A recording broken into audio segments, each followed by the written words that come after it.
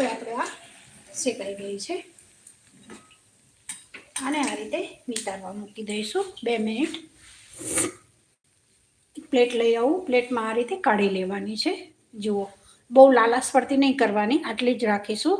નતર દાજ બેસી જશે તો બિલકુલ અહીંયા કડવું થઈ જશે, કારણ કે આપણે મેંદો અને ચોખાનો લોટ ઉમેરેલો છે, તો કડક તો એકદમ ક્રિસ્પી થશે. વધારે પડતી આ ચાટમાં ઉપયોગ પાપડી ખવાતી હોય છે. આ જે આપણે પાપડી ચાટ બનાવતા હોય છે ને, હોળીમાં સ્પેશિયલ વધારે બનતી હોય છે. ઘણા બધાના ઘરોમાં અલગ અલગ રેસીપી બનતી હોય છે.